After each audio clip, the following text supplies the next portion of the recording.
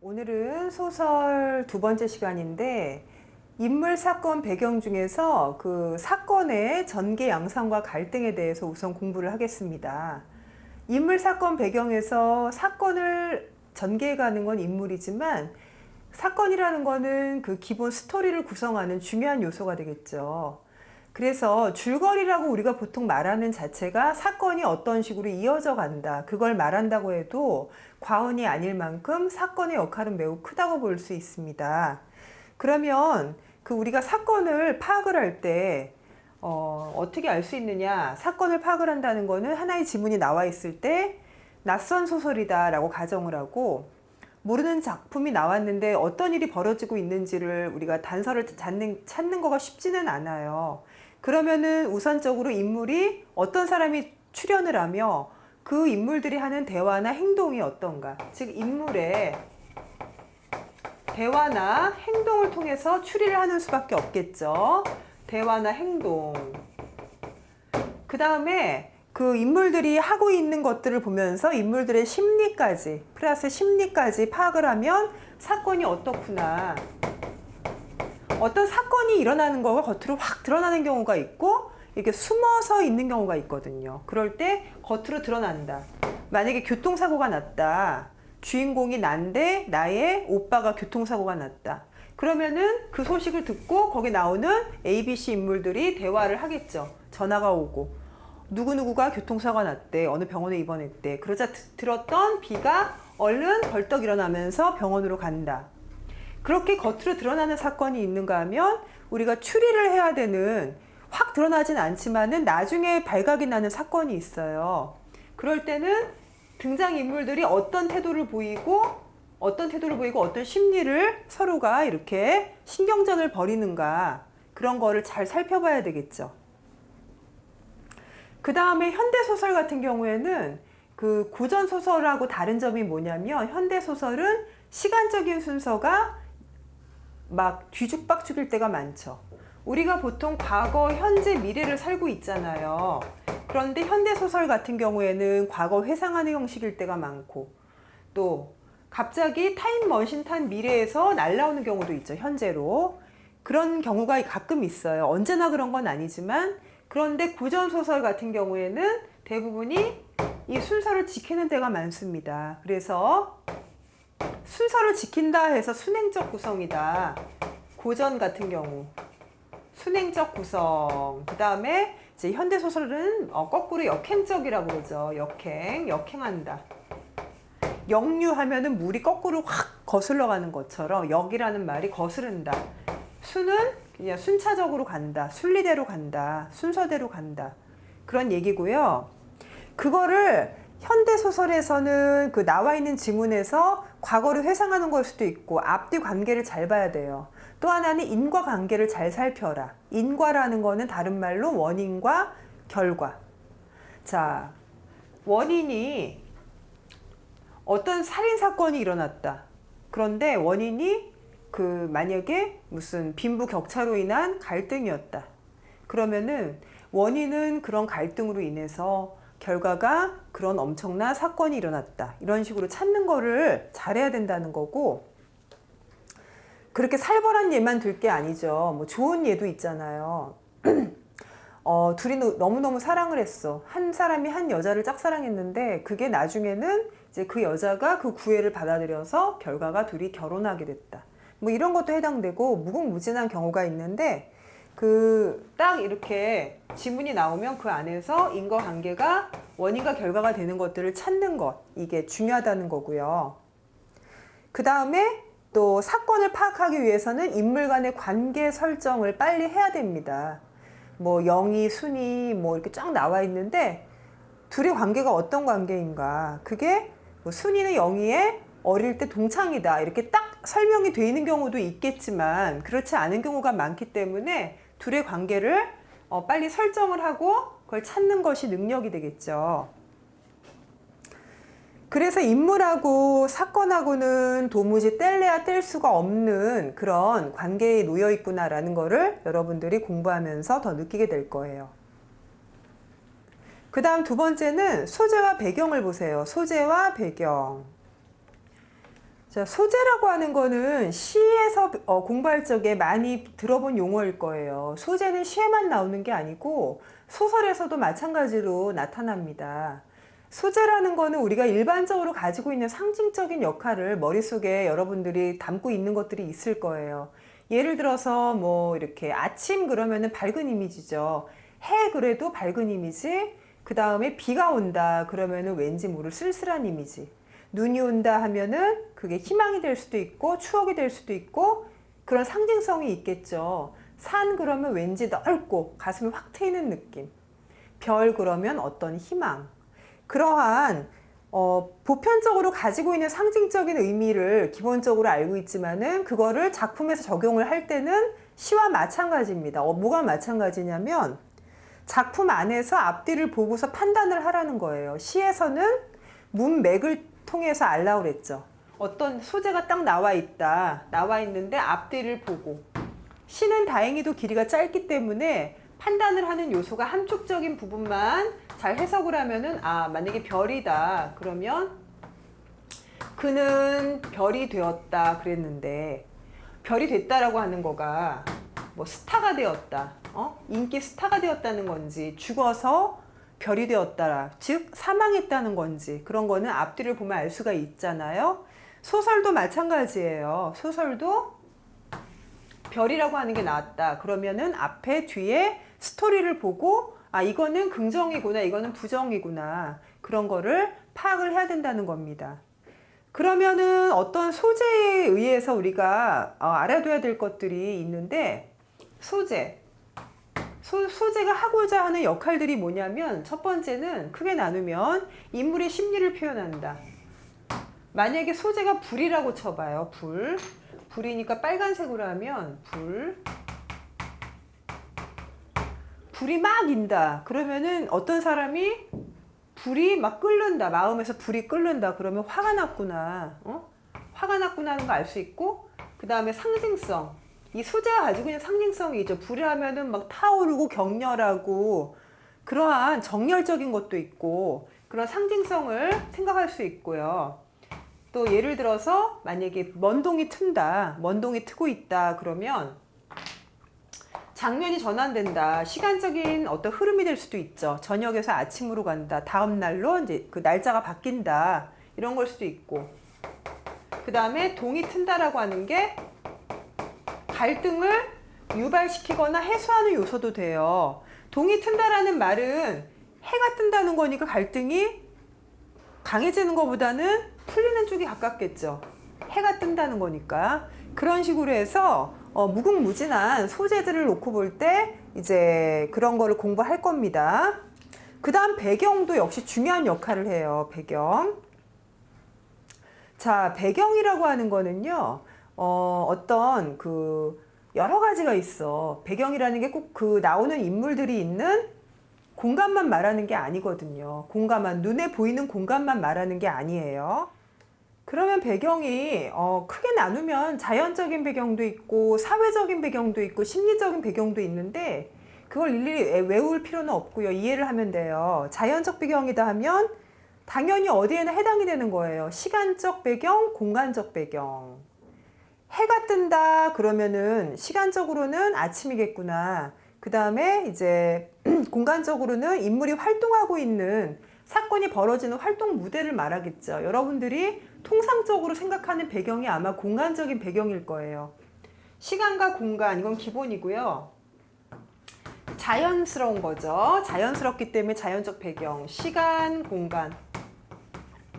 그러면은 또 사회적인 배경이다 그래요. 사회적인 배경이라는 거는 만약에 어떤 사회 현실하고 연결을 시키는 겁니다. 연결을 시키는 거예요. 자연적으로 아까 조금 전에 예를 든 걸 다시 한번 적용을 해보면 해가 뜬다 그랬어. 해가 뜬다. 해가 뜬다라고 하는 거는 이제 시간적으로는 아침이겠구나. 아침이고 공간적으로는 이걸로는 알 수가 없죠. 해가 뜨는 걸 어디서 보고 있는지. 그런데 사회적인 어떤 배경으로 놓고 볼 때는 해가 뜬다라고 하는 거에 상징성이 들어가. 적용이 돼. 해라고 하는 게 희망이라든가 어떤 앞날에 좋은 쪽으로, 긍정적인 쪽으로의 그 이동을 얘기한다. 그렇게 생각을 해야 돼. 그래서 사회적으로 만약에 그 소설에서의 그 배경이 일제강점기 소설이다. 그 시대의 소설이다. 그럴 때는 해가 뜨면 뭐가 돼? 어떤 해방이 되겠지. 사회적으로. 만약에 이제 소설의 그 배경을 말할 때 일제강점기다 그러면.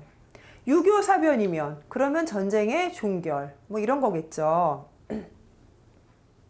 그런가 하면은 심리적인 배경도 있어요. 한 사람을 놓고 볼 때도 심리적인 변화가 해가 뜬다 하면은 어떤 그 사람이 그 밝아지는 쪽으로 간다는 거죠. 긍정적 변화. 긍정적인 변화야. 해가 뜬다는 게. 그래서 똑같은 소재, 해라고 하는 소재 하나로도 여러 가지로 사회적으로 볼 때, 심리적으로 볼 때, 그 다음 자연적으로 볼 때 가장 기본적인 것들부터 해서 좀 깊이 있게 그렇게 해석을 해야 되겠죠. 가장 자연적인 거는 뭐다? 그냥 시간적인 배경, 시계가 흘러가는 대로 생각해 보는 거죠. 그래서 배경이라고 하는 것이 결과적으로는 나뉘어 보면은 이렇게 크게 나눠 보면 세 가지 역할을 한다는 거예요. 첫 번째는 분위기를 조성을 해. 분위기 조성한다. 만약에 뭐 노을이 막 뜨고 있다. 그런 분위기 어떨까? 사랑을 속삭이는 분위기다. 노을이 뜨고 있다. 좋은 의미로 그렇겠죠. 그 다음에 인물의 심리나 사건 전개의 방향을 나타내 준다. 그 여러분들이 배웠던 그 소설 중에서 황순원의 소나기라는 작품 쉬운 예인데 거기 소년 소녀의 사랑이 소나기를 막 맞음으로써 이제 그 여자애가 끙끙 앓다가 죽잖아요. 몸이 약한 아이가 소나기를 맞고. 그럴 때 소나기라고 하는 그 배경이 생각을 해보면 막 그 거세게 오는 그 소나기가 사건 전개의 방향을 나타내 주죠. 그 여자애가 그 비 때문에 몸이 아파질 것이고 그리고 나쁜 쪽으로 이제 갈 것이다 라고 하는. 그 다음에 사건의 사실성을 높인다라는 거는 주제를 부각한다. 이게 무슨 말이냐면 그 여자애가 왜 죽었냐는 거야. 갑자기. 그 남자애하고 사랑을 꽃도 피우기 전에 왜 죽었냐는 거야. 걔랑 한 일은 단지 그냥 비를 피해서 둘이 이렇게 한 좁은 공간에 있었던 것밖에 없잖아요. 그리고 개울을 건널 때 남자애가 여자애 업어준 거 기억나죠? 그런 것밖에 없는데 왜 죽었느냐는 거야. 그거는 그 여자애가 비를 맞았기 때문에 그렇게 됐어요. 주제는 거기서 순수한 사랑인데 그 소나기라고 하는 것이 물론 그 몸을 더 아프게 했지만은 순수한 사랑을 또 부각시켜주는 이제 그런 역할을 한다는 거니까 그 예를 들어서 그런 거고요. 소나기가 다른 작품에서는 다른 의미로 또 적용될 수 있겠죠. 항상 염두에 둬야 될 것은 상징적인 의미는 시나 소설이나 다 해석을 해야 될 필요가 있다는 겁니다. 아시겠죠? 자, 그러면 기출 문제를 통해서 지문 분석하고 문제 풀이를 해볼게요. 고전소설입니다. 작자 미상이니까 누가 썼는지 모르죠. 정두경전. 한 부분이 나와 있어요. 한 부분이 나와 있는데 여기를 보면 조선을 배경으로 한 예언담계 소설인 정수경전의 이본이다. 이본은 요즘 다시 나온 연예인 이본이 아니고 다른 작품이다. 이 얘기거든요. 영웅소설의 영향을 지금 받았다. 영웅소설은 어떤 인물을 절대화시키잖아. 한 사람을 최고의 인물로 만들죠. 일대기적 구조다 해서 그 시간적인 변화가 미래에서 과거로 간다거나 현재에서 과거로 가고 이런 게 없어요. 여기서 일단은 여러분들 알아두고 찾아야 될 게 인물들을 어떻게 하라 그랬죠? 나오는 인물들을 동그라미를 해보시라는 거죠. 해보고 누가 거기에 주인공일까 생각해보고 또 주인공이 주동인물이면 반대하는 반동인물이 누굴까, 갈등을 일으키는 반동인물이 누굴까 찾아보고 그렇게 공부를 해야 되겠죠. 여기 나오는 그 주인공의 이름은 정두경이라는 사람이에요. 정두경. 그 스토리가 잠깐 나와 있습니다. 좀 복잡해요. 옛날 소설치고는 좀 파격적인 스토리예요. 조선 선조대왕 시절 정두경은 이 사람이 주동인물이에요. 과거를 보기 위해 경성에 올라왔다가 점을 치는데 3번 죽을 애기 있다는 점괘를 얻는다. 이후 두경은 대갓집에 납치된다. 그 집 딸로부터 자신은 상부를 당할 액을 지니고 있어 남의 남자와 부부의 예를 지낸 후 그 남자를 죽이면 액을 피할 수 있어 두경을 납치했다는 말을 듣게 된다. 그러니까 희생양이 지금 될 뻔한 이야기죠. 이 말을 듣고 홀로 계신 모친을 생각하며 두경이 슬퍼하자 그녀는 금을 주며 위로한다. 인정은 있네요.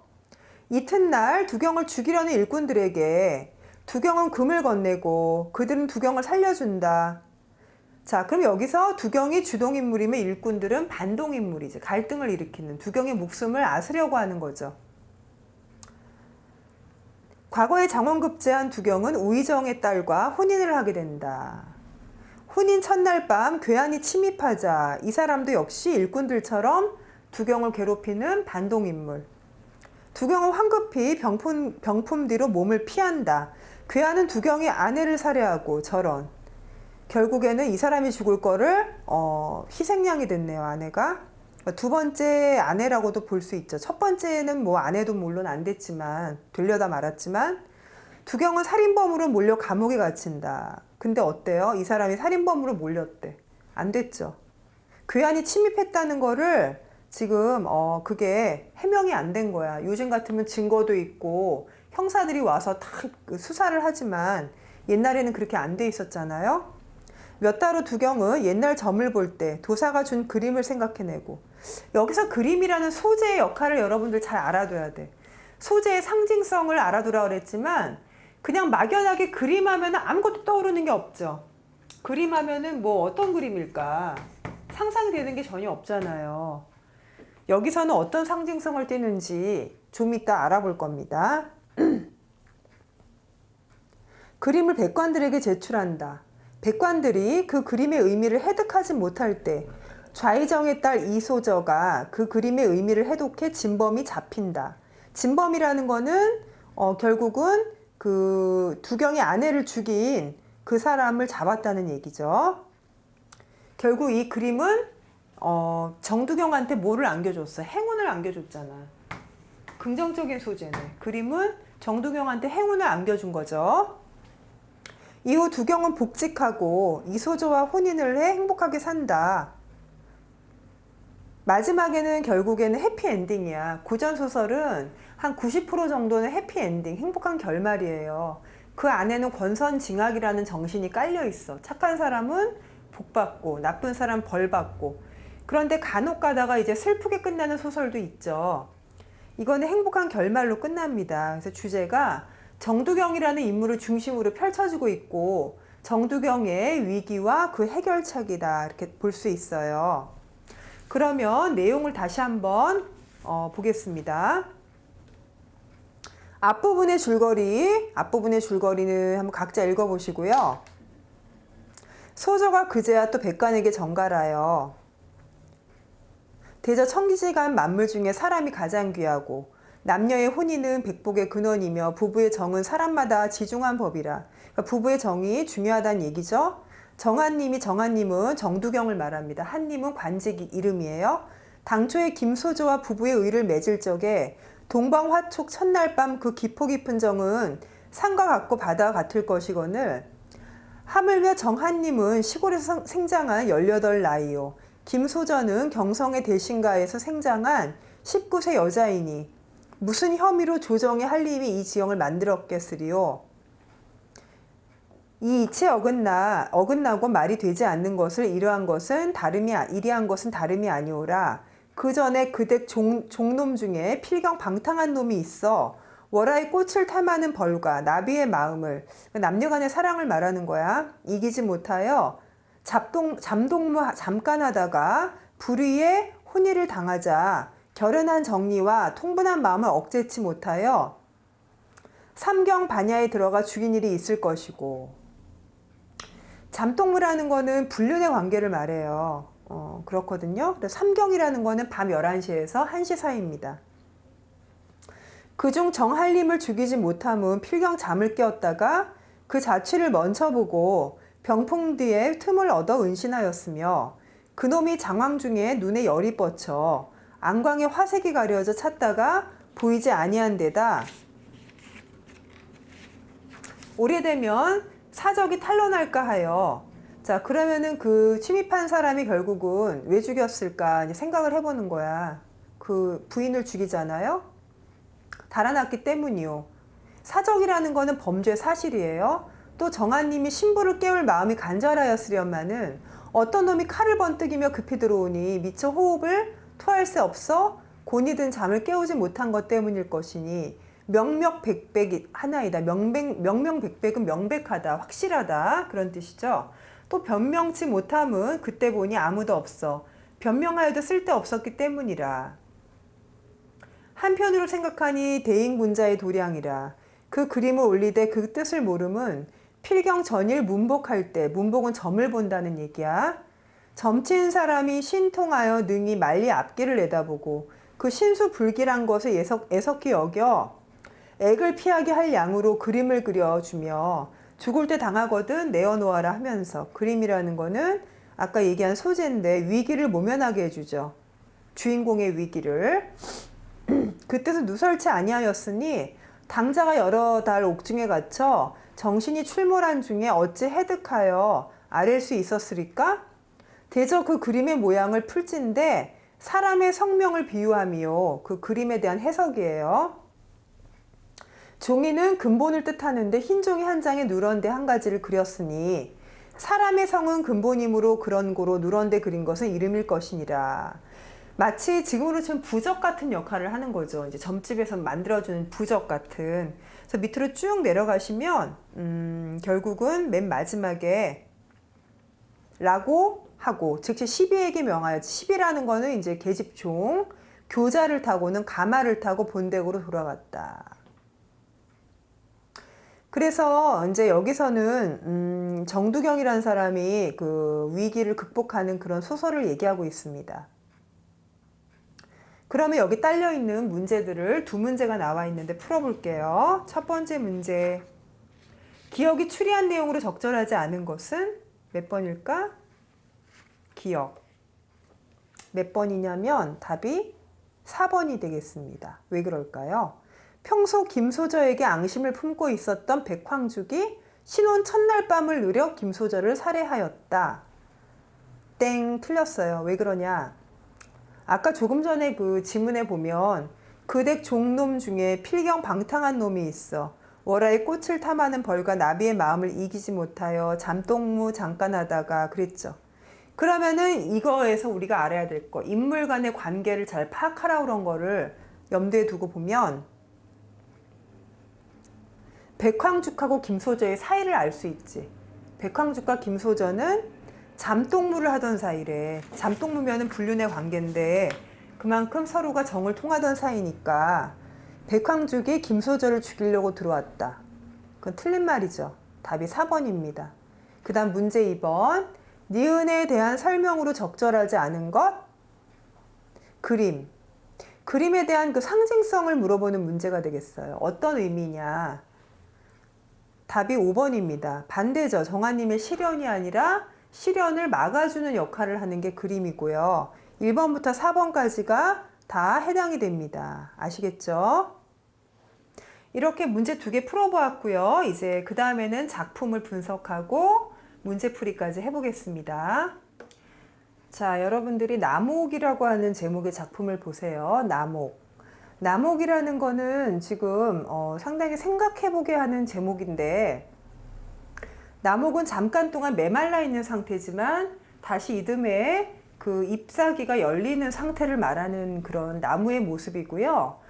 남옥이랑 반대가 되는 거는 고목입니다. 고목. 고목이 중간에 나오지만은 고목은 그냥 아예 말라 비틀어진 나무가 다시는 소생할 수 있는, 다시 그 잎이 열릴 수 있는 가능성이 아예 없는, 아예 죽은 상태를 말을 해요. 사람으로 치면 이제 중환자실에 딱 들어가 있는데 심폐소생술을 막 해가지고 확 이렇게 숨이 어느 순간 돌아오는 거는 남옥이고, 고목은 이미 죽었어요. 죽어서 아무리 어떤 의학적인 조치를 취해도 다시는 살아날 수 없는 이제 그런 걸 말을 하고 있는 건데, 지금 이 글을 보면은 작가부터 잠깐 보시면 박완서라고 하는 유명한 작가예요. 박완서라는 작가는 뭐 얼마 전에 이제 세상을 떠나셨는데 그분의 대표작이기도 하지만 맨 처음에 나온 처녀작입니다. 1970년에 발표가 됐는데 이분이 이 작품으로 이제 처음에 세상에 발표하신 작품이고 그걸 처녀작이라고 그래요. 그리고 배경을 살펴보면은 시간적으로는 겨울입니다. 겨울이 되고요. 그 다음에 공간은 서울이에요. 서울인데 그때가 50년대 초반이니까 50년에는 그 유명한 6.25 사건이 있었죠. 그렇기 때문에 전쟁 직후니까 상당히 어떨까요? 황폐되어 있는 그런 황폐화된 그런 모습이겠죠. 사람들이 살아가는 모습이. 그래서 이 글을 보면은 주제를 전쟁이라 연결을 안 지을 수가 없는데 주제는 전쟁의 아픔을 통한 성숙 과정과 진정한 예술가의 길이다. 그렇게 봐야 됩니다. 진정한 예술가 중에서도 화가의 길을 말을 하고 있는 거예요. 그거는 나오는 인물을 통해서 이제 드러날 건데 이 작품에 나오는 인물들을 잘 찾아보셔야 됩니다. 인물 중심으로 일단 공부를 하는 게 여러분이 실력이 느는 첫 번째 단계예요. 앞부분의 줄거리는 생략을 하고요. 앞부분의 줄거리 이거는 여기 나오는 사람만 한번 보면은 맨 처음 줄에 주인공이라고 나와 있죠. 이경 이름이에요. 이경이 주인공이고 주동 인물이 되겠죠. 그 다음에 줄거리의 맨 밑에 줄에 오키도에게 끌린다. 오키도라는 사람은 여기서 나오는 사람 중에서 화가입니다. 직업이 화가인데 어떤 사람이냐면 진정한 예술가라고 볼 수 있는 그런 사람이에요. 그림은 다 그리셨어요. 제일로 궁금하던 것을 조심스럽게 물었다. 어디 있어요? 좀 봐도 될까요? 무릎에 앉았던 막내가 벌떡 일어나더니 윗방으로 난 장지를 열었다. 누구의 막내? 나는 바로 누구야? 이경이야. 그래서 이거는 1인칭이죠. 1인칭 시점의 소설이 됩니다. 섬뜩한 느낌이었다. 나는 그제야 오늘 부인이 애들을 윗방으로 보내지 않은 이유를 알았다. 전등이 없는지 있는데도 안 켰는지 윗방은 어둑한데 80호 정도의 캔버스가 벽에 기대어 놓여 있고 넓지 않은 방바닥은 온통 빈틈없이 어지러져 있었다. 테레빈 위에 냄새가 확 끼쳤다. 이거는 이제 그림 그리는 방에서 나는 냄새죠. 나는 캔버스 위에서 하나의 나무를 보았다. 섬뜩한 느낌이었다. 거의 무채색의 불투명한 뿌연 화면에 꽃도 잎도 열매도 없는 참담한 모습의 고목이 서 있었다. 자, 고목은 조금 전에 얘기한 두 번 다시는 꽃이라든가 잎사귀를 피울 수 없는 죽은 상태입니다. 그뿐이었다. 이거는 뭐였다 해서 그 주인공인 이경이가 보고 있는 상태인데 그것이 현재의 모습이 아니라 그 과거에 보았던 모습을 말하는 거예요. 화면 전체가 흑백의 농담으로 마치 모자이크처럼 오돌도돌한 절감을 주는 게 이채로울 뿐 하늘도 땅도 없는 뿌요한 혼돈 속에 고목이 괴물처럼 부유하고 있었다. 그러면 옛날에 이경이는 그 오키도라는 사람의 그림을 보고서 감동을 느꼈을까요? 별로 못 느꼈겠죠. 한 발의 고사한 나무, 그렇다면 잔인한 태양의 광선이라도 있어야 할 게 아닌가. 태양이 없는 한 발, 만일 그런 게 있다면 짙은 안개 속의 한 발, 무채색이 오돌도돌한 화면이 마치 짙은 안개 같았다. 왜 그런 잔인한 한 발이 고사시킨 고목을 나는 그의 캔버스에서 보았을까? 잠시도 가만히 있지 못하는 꼬마는 자기 아이를 말합니다. 잽싸게 장지문을 닫아버렸다. 향긋한 생강차가 식어가는데 나는 마실 구미를 잃었다. 마실 구미라는 건 입맛이 없다는 얘기인데 왜 그럴까요? 좀 이따 문제 풀면은 이제 답이 나옵니다. S회관 화랑은 3층이었다. 숨차게 계단을 오르자마자 화랑 입구였고, 여러분 화랑 가본 적 있죠? 그 인사동에 가면 화랑들이 많이 있어요. 작품 전시회 하는 데들. 나는 마치 화랑을 들어서기도 전에 입구를 통해 한 그루의 커다란 나목을 보았다. 중략한 부분을 볼 때 중간에 이제 세월의 흐름을 말을 할 거예요. 그래서 이경이라는 여성이 옛날에는 오키도라는 예술가의 그림을 나목이 아닌 고목으로 봤는데 지금은 나목을 보았대. 그림을 그동안 바꿔 그렸을까요? 오키도가? 아니죠. 세월이 흐르면서 그림이 변한 게 아니라 주인공 이경의 마음 상태가 변한 거겠죠. 나무 좌우에 걸린 그림들을 제쳐놓고 빨려들듯이 나무 앞으로 다가갔다. 나무 옆을 두 여인이, 아기를 업은 한 여인은 서성대고 짐을 인 여인은 총총히 지나가고 있었다. 내가 지난 날 어두운 단칸방에서 본 한 발석의 고목. 그러나 지금의 나에겐 웬일인지 그게 고목이 아니라 나목이었다. 그것은 비슷하면서도 아주 달랐다. 왜 그러면 고목이 나목으로 보일까? 그 이유는 이 사람도 자기도 모른다는 거야. 김장철 소스리 바람에 떠는 나목. 이제 막 마지막 낙엽을 끝낸 김장철 나목이기에 봄은 아직 멀건만 그의 수심엔 봄의 향기가 애달도록 절실하다. 즉 나목은 다시 태어날 수 있는, 소생할 수 있는 가능성이 얼마든지 있다는 거죠. 그러나 보채지 않고 늠름하게 여러 가지들이 빈틈없이 완전한 조화를 이룬 채 서 있는 나무. 그 옆을 지나는 춥디 추운 김장철 여인들. 이건 다 그림을 이렇게 묘사한 겁니다. 여인들의 눈앞엔 겨울이 있고 나목에겐 아직 멀지만 봄의 믿음이 있다. 봄의 믿음, 나목을 저리도 의연하게 함이 바로 봄의 믿음이라 해서 봄은 희망을 말하겠죠. 나는 호련히 오키도 씨가 바로 저 나목이었음을 안다. 직설적인 표현인데 오키도가 왜 나목이라고 생각을 하냐면 진정한 화가 정신을 소유한 사람이다 이렇게 파악을 한 거예요. 그가 불효했던 시절은 고목이었겠죠. 그가 불효했던 시절, 온 민족이 암담했던 시절, 그 시절을 그는 바로 저 김장철의 나목처럼 살았음을 나는 알고 있다. 나는 또한 내가 그 나목 곁을 잠깐 스쳐간 여인이었을 뿐임을, 부질없이 피곤한 심신을 달래 녹음을 기대하며 그 옆을 서성댄 철없는 여인이었을 뿐임을 깨닫는다. 지나간 과거를 다시 재조명하는 거야. 그래서 이 여자가 오키도라는 사람과는 물론 결혼을 못했어요. 어느 정도 관련이 좀 있었는데 결혼은 못하고 딴 사람하고 했거든요. 근데 옛날에는 오키도의 그 그림을 황량한 고목으로 봤는데 지금은 나목으로 보인다는 얘기죠. 나무와 여인, 그 그림은 벌써 한 외국인의 소장으로 돼 있었다. 나는 S회관을 나와 잠깐 망연했다. 망연했다는 건 좀 멍했다는 거. 오랜 여행 끝에 낯선 역에 내린 듯한 피곤인지 절망인지 모를 막연함. 그런 막연함에서 남편이 나를 구했다. 남편이 따로 있네요.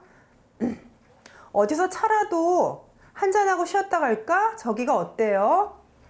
나는 턱으로 바로 눈앞에 보이는 덕수궁을 가리켰다. 덕수궁 속의 은행의 낙엽은 한층 더 찬란했다. 우리는 은행나무 밑 벤치에 앉아서 황금빛 세례에 몸을 맡겼다. 계절적인 배경이 드러나죠. 아이들이 뛰고 연인들이 거닐고 퇴색한 잔디에 쏟아지는 가을의 양광은 차라리 봄보다 따숩다. 아이들을 데려올 걸. 남편이 다시 나를 상식적인 세계로 끌어들인다. 남편이란 사람도 한번 분석을 해봐야 돼. 남편은 어떤 사람이냐면 이제 PX 전공 시절에 이경을 만나게 돼요. 이제 평범한 사람입니다.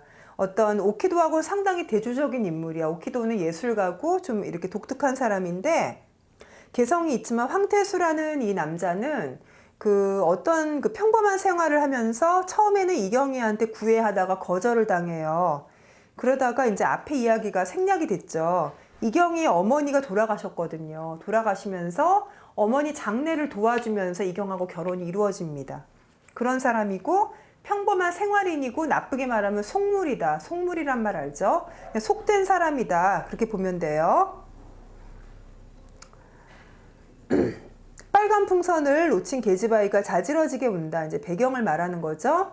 구름 한 점 없는 하늘로 빠져들듯이 풍선이 멀어간다. 드디어 빨간 점을 놓치고 만나는 눈물이 솟도록 하늘의 푸르름이 눈부시다.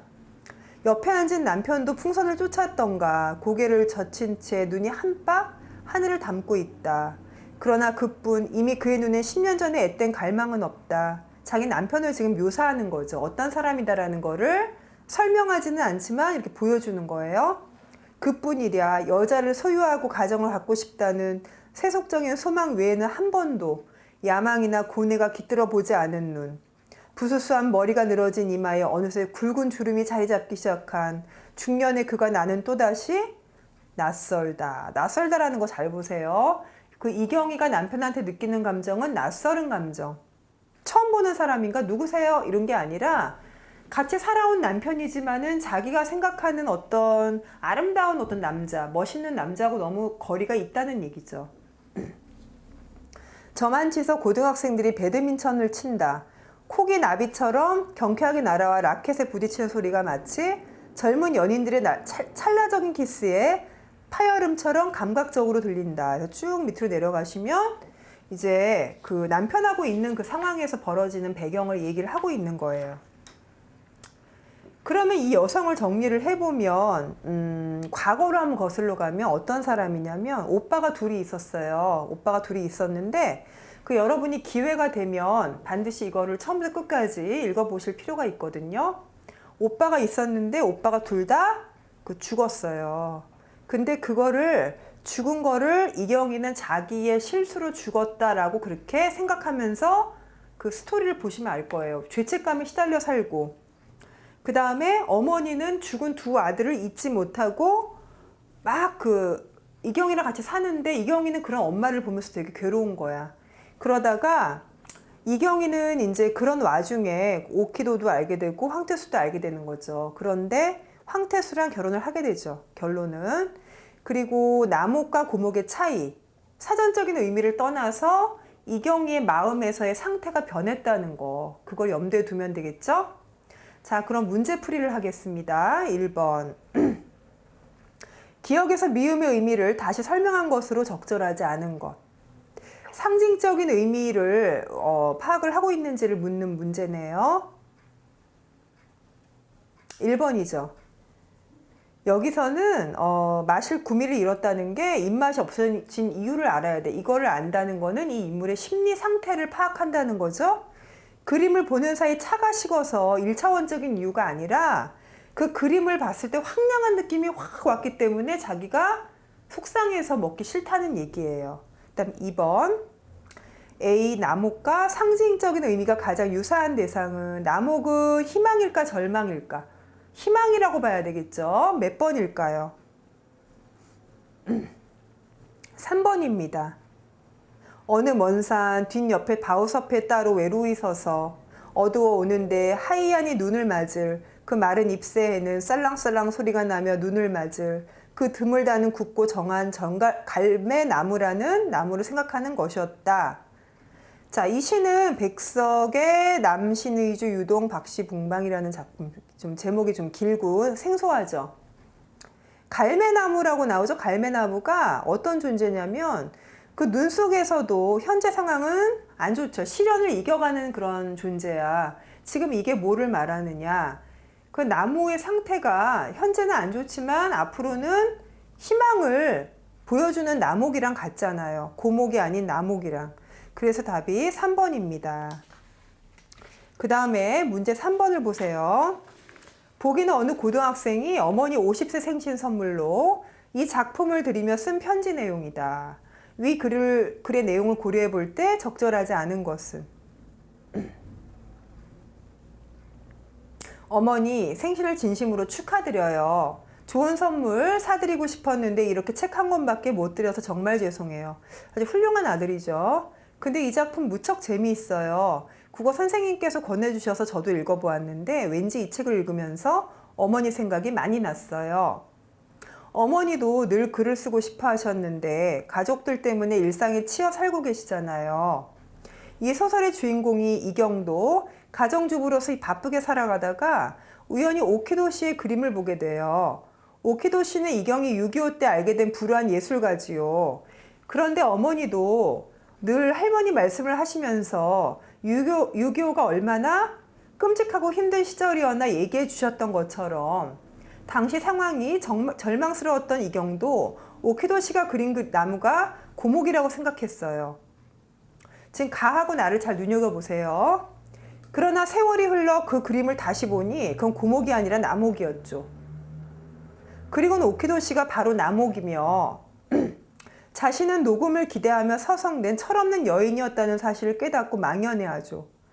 화랑을 나와 고공을 거닐며 지금까지의 자신의 삶을 되돌아보게 된 이경이 잠시 상념에 잠기기도 하죠. 또 그렇게 변화된 눈으로 세상을 보니 옆에 있던 남편도 새삼 정겨워지고요. 여기까지 보면 틀린 거 있죠. 가나다라 중에서 마까지에서 맞아.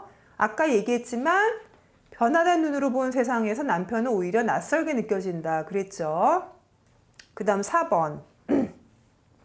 위글을 시나리오로 각색하고자 한다. 위글의 분위기를 최대한 살리려고 할 때 고려해야 할 사항이 아닌 것은 분위기 파악이 안 되는 거 골라보시면 몇 번일까요? 5번이죠. 화랑을 낳은 이경의 심리 상태를 드러내기 위해 밝고 경쾌한 음양 땡 아니죠. 그게 아니라 오히려 망연하다라고 표현했으니까 왜 막연해졌어? 오키도의 그림을 본 후에 망연하다는 거는 왠지 넋이 나간 것 같은 느낌. 밝고 경쾌한 거는 이럴 때 어울리지 않죠. 좀 차분한 음악을 깔아야 되겠죠. 그 다음 마지막 문제 5번. 보기는 위글에 나가 S회관 화랑에서 오키도 씨의 회고전을 본 날 쓴 일기의 일부를 상상해 본 것이다. 네모 안에 들어갈 적절한 내용은 나는 오늘 오키도 씨의 그림을 보고 정말 소스라치게 놀라지 않을 수 없었다. 내가 그 시절 보아온 그림과는 너무나 다른 그림이 아닌가? 내가 왜 그 시절에는 나목을 고목으로 보았을까? 어쩌면 전쟁 때문인 것도 같다. 살벌한 거리와 회색의 건물들과 총루 같은 가로수 때문인 것도 같다. 아니, 그 모든 것 때문인 것도 같다. 나는 그 악몽 같았던 시절 속에서 그의 그림을 고목으로밖에 느낄 수 없었다.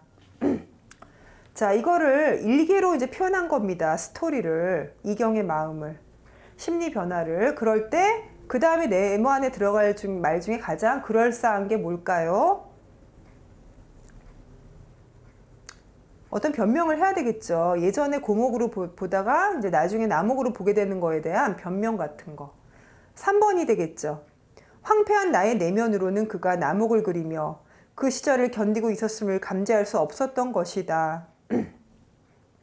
난 생계를 위해 미군 PX 초상 화부에 쭈그리고 앉아있던 오키도 씨가 그린 나무이므로 당연히 고목일 거라고 믿어버린 것 같다. 어떤 선입견으로만 이제 대상을 봤다. 그 얘기가 들어가야 되겠죠?